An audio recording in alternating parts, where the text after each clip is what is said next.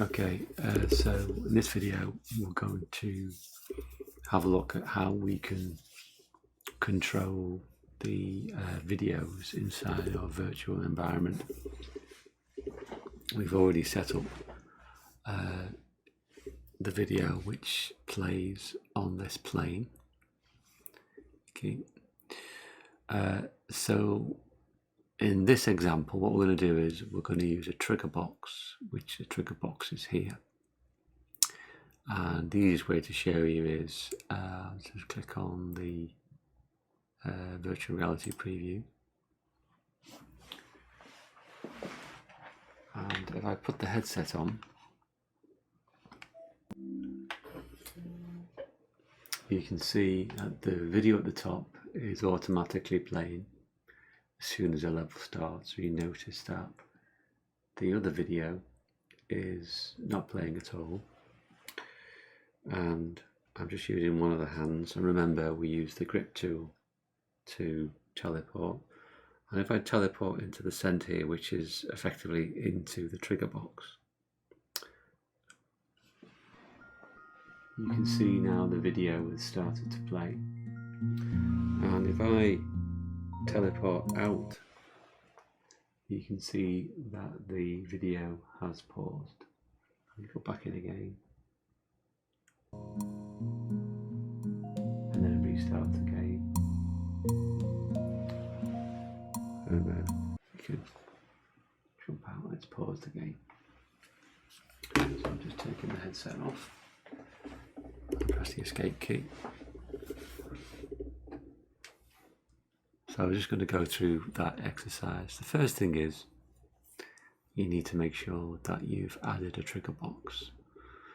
The trigger boxes are found inside the basic setup, and you scroll down, you'll see trigger boxes, and you literally drag that trigger box in, and we scale the trigger box up so it creates an area that will detect when the motion controller pawn, which I've got selected there, which is this one here, enters inside the trigger box.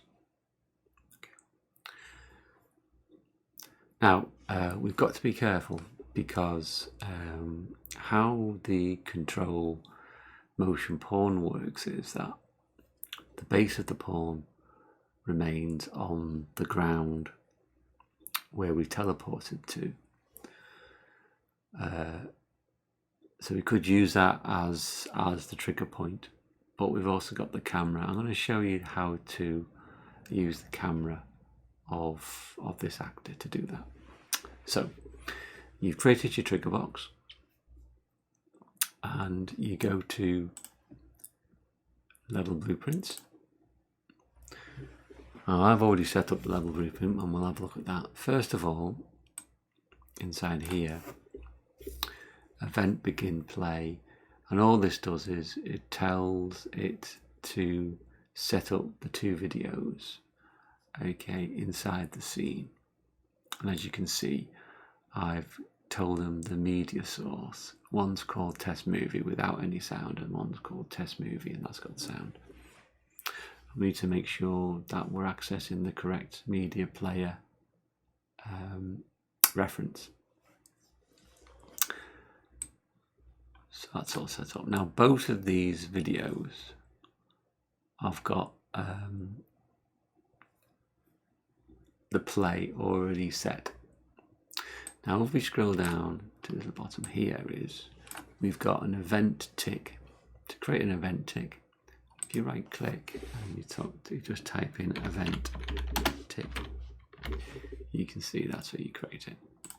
Now what this does is this fires every 1/10 or 1/60th of a second. Okay, so it's constantly firing. And you can see here that we've got a reference to the trigger box. Now to do that, just make sure your trigger box is selected inside your blueprint. If you right click, and you can select a reference for the trigger box. So you do that. Now we need to detect when the motion controller is inside the trigger box.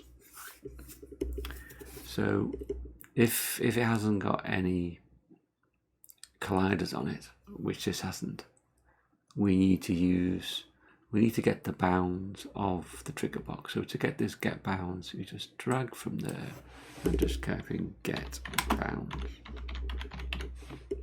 And there you are. Got that. And you've got two outputs, the origin, which is the center of the trigger box, and the box extent, which is effectively the size of the box. Next thing, we need to check whether a point is inside the box. Okay, now we do that, but we use this function. To find that function, if you right click and just put point in box, you can see there, select that.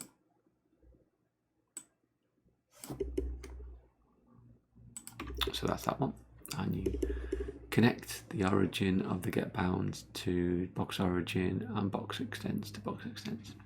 The last thing that you need is the actual point. Now you think about it, we need a reference to the motion controller pawn. Well, that's dead easy to do. You select the motion controller pawn and then you make a reference to that.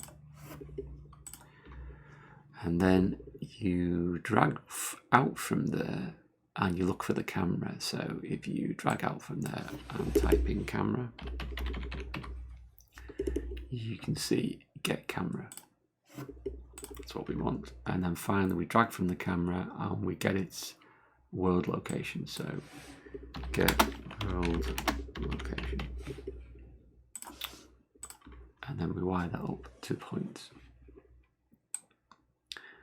The next bit is we create a branch that's connected to the event tick, and if the motion controller camera is inside the trigger box, then it'll be true. If it's not, it'll be false. The next thing we need to do is we need to have a reference for the video that plays the sound. So that's the media player sound reference. So we drag that from there and we get that. And then when you drag out from this, there's lots of different options, but there's play. So use the play, media, playback, and pause. Obviously the pause goes into the false and the play goes into the true. Remember to compile and save once you've done those connections. Okay, so now that should work. When we go inside the trigger box, it'll play, and when we exit the trigger box, it'll pause. And considering that we're outside of the trigger box, when we first start off, it'll be paused.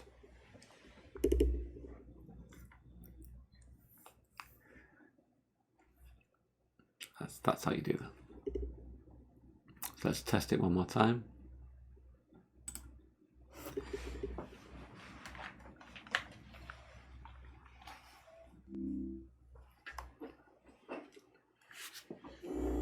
So it's paused. It plays. Paused.